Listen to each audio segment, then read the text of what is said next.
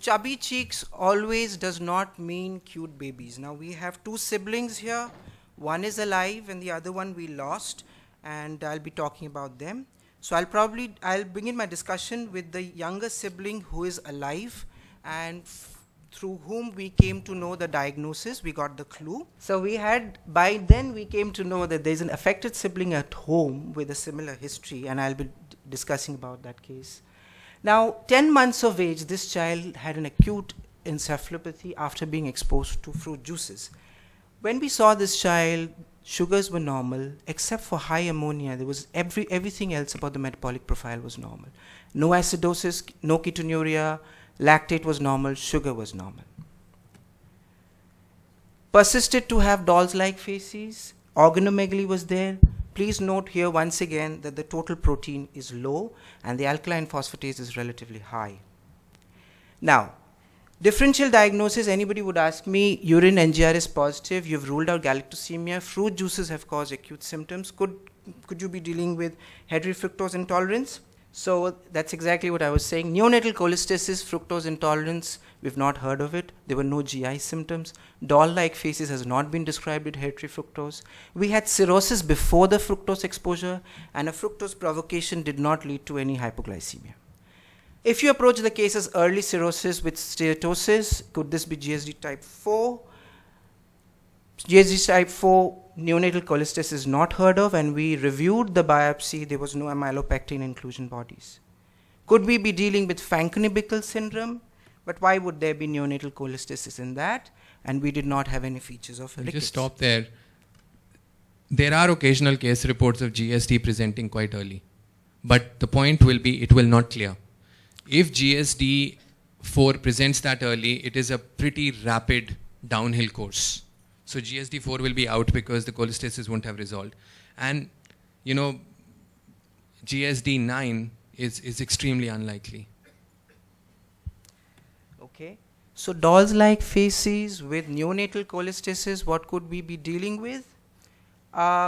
These are the features we have: doll-like faces, affected sibling with a downhill course, hyperammonemia, encephalopathy, steatosis, and cirrhosis on biopsy. You want me to pause, sir? I want to ask you two questions. Anybody wants to ask a question that will lead you to the diagnosis? When you found ammonia, I'm sure you did an amino acid profile. I'll be coming to that. Because what is that? Because, you know, if you have high methionine and you have high I'll be coming to citrullinemia. that. There's a caveat to what we've done.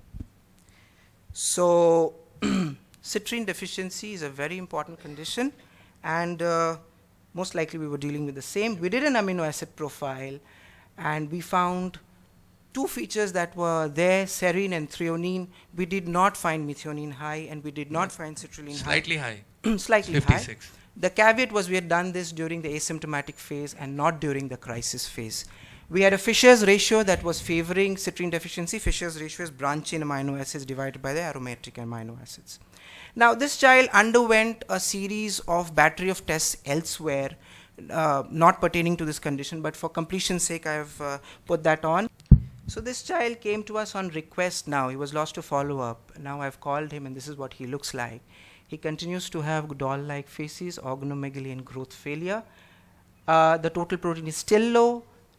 Creatinine kinase and lipid profile is normal. This is what he looks like. This is his organomegaly and the growth parameter. Peculiar fact about this child is that he's showing preference to protein-rich food. He loves milk, but the parents are reluctant to give. This is the second sibling, the elder one, which I'll be talking about. This child also had history of transient neonatal cholestasis, but was not worked up anywhere. When she came to us in SGPGI, we found failure to thrive in organomegaly. Total proteins are low, relatively high alphos. Workup is absolutely the same as the other child. Liver biopsy, however, was not possible because of coagulopathy persistent in this child, uncorrectable. Bone marrow was normal. Failure to thrive persists. This is the other LFT. This child showed craving for protein-rich food and had aversion to carbohydrates and juices.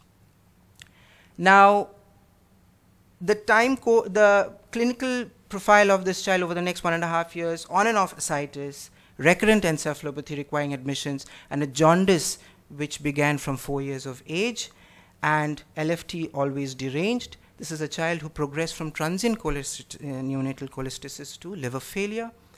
We offered liver transplant, they couldn't afford, and finally we lost this child at 4.5 years of age.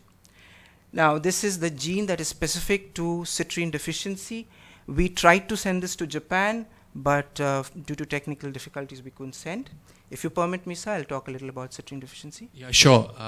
One place where you can get this done is Mai Wai Chang in Taiwan has a huge cohort, because as you know, citrine deficiency was largely described in the East Asian population. In fact, they have a chubby index. I don't know if you, I'm sure you've reviewed that. So they have a huge amount, and you know, if you write to Mai Wai Chang, they'll do this for you, because they have a huge interest. No, somebody coming from there, we'll have it sent. Okay.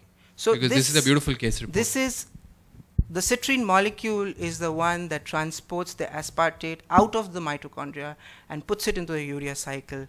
This is absent, or this is deficient. It's an autosomal recessive condition. The first few reports came from Japan, Northern Korea, China, Southern China, Taiwan, Vietnam, Malaysia, and the awareness is spreading westwards. Now they are also seeing this in Israel and also in UK in children with Pakistani descent in North America. So initially, the carrier frequency in Southeast Asia is very high. Please note it's very high in the Southeast Asian countries, and the frequency for homozygous mutation is 1 in 20 to 34,000. Initially, the West said this is a problem of East Asian ancestry. Now the Japanese are laughing back. They are saying it's a pan-ethnic problem because everywhere this is found. The natural history of this is you have a neonate who has cholestasis, which is transient. Then there's an apparently healthy phase. And in the adulthood, they present with citrullinemia type 2, which has recurrent episodes of encephalopathy. And they have hepatoma and pancreatitis as one of the features. If you see what happens to them, 80% of them to 90% of them, they resolve by 1 to 2 years of age, the transient cholestasis and other features, failure to thrive. About 20% of them, to 10 to 20%, will progress into liver failure. Japanese case series, which was retrospective, found that 2.2% of them develop citrullinemia, only one case out of their series. And very interestingly, Chinese CLD, now this is a food for thought, they found in unknown etiology 50% was harboring this mutation. This is the chubby index that was being talked about, and they compared this with controls and patients, and this is basically from the ends of the lateral eyebrows and a line, imaginary line that is drawn between the upper lip and the lower lip. You have a line from the philtrum to the extreme corner here, and you divide 1 plus 2 divided by 3, you will get your chubby index, which is corrected for the BMI, and our child was fitting into all of that. Can LFT predict? Yes, it can. Direct bilirubin to total bilirubin ratio is always less than 0.6 in this condition. Ours was 0.5. And ASTL2 ratio is always between 2 to 3. Ours was 2.3. Relatively high alphos, though it was not, the p-value was not significant in this study in comparison to the neonatal hepatitis and biliary atresia group. Unexplained hyperproteinemia is a feature of citrine deficiency, and this, the younger SIB and the elder SIB are showing low protein. What is the histopathological change? 2/3 of them will show steatosis. And then there will be neonatal hepatitis-like picture and a fibrosis-like picture. Steatosis may persist into adulthood. What we discarded, Japanese series, what they had discarded as idiopathic neonatal hepatitis, 12% of them had citrine deficiency in the long run. Steatosis and neonatal hepatitis, if you combine the two from Taiwan series, they've showed that more than 50% showed the mutation for the same. This is a very interesting editorial, which I think we should go through, that came in JPG in 2010.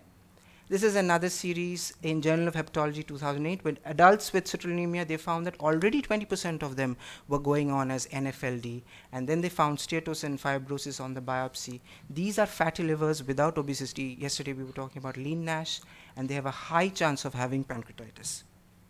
Newborns, the screening diagnosis is difficult.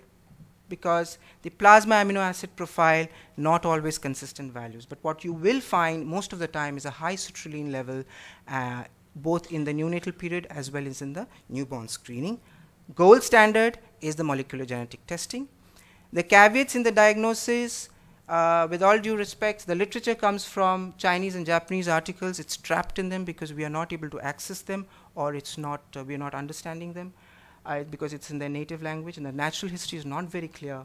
They've always misdiagnosed these cases retrospectively. They've seen that they've diagnosed these cases as galactosemia and tyrosinemia. Plasma amino acids, not always and inconsistently elevated. Newborn screening is not very effective, though they've started that in Japan. And biggest caveat is, please do not do the plasma amino acid during the asymptomatic phase, or during GI bleed, or during high protein intake. You will find an aberrant value. They are trying to see whether urine GCMS can pick up, but we're not still sure about the same. Gene mutation is not widely available. The diet peculiarities, they say, Chinese mothers say, my son hates rice and eats only fish. Very peculiar to this condition, protein craving and carbohydrate aversion, as compared to the standard urea cycle defects where you have protein aversion. Our child wanted milk all the time, which is seen in citrullinemia type 2. There is science behind that. Milk contains 20% of protein, fat 50%, and carbohydrate 30%, which very well goes with our dietary recommendation, which I have written this in yellow. Avoid high carbohydrate and fructose and glycerol for brain edema that has led to catastrophes. The overall outcome when transplanted is good. Auxiliary partial orthotropic transplant, and this is the indication, recurrent encephalopathy, especially in citrullinemia type 2, liver failures and hepatocellular carcinoma, alarmingly high rates of 5 to 8%. So with this I end my discussion. Those with citrullinemia have a high serum pancreatic secretory trypsin inhibitor. It's very high, and 68% of them had pancreatitis. This is the postulation for the same. Now the question about liver transplant, how did they do in the long run? We are not sure. There are 2-3 Korean series and Malaysian series. They followed up these children for the next 2 or 3 years, and they've said so far they're doing well. This is a disease which has been described in the last 1 decade in infants, not in adults. In infants and children in the last 1 decade. So there is still a lot of time for us to know exactly how they will behave in the long run once transplanted.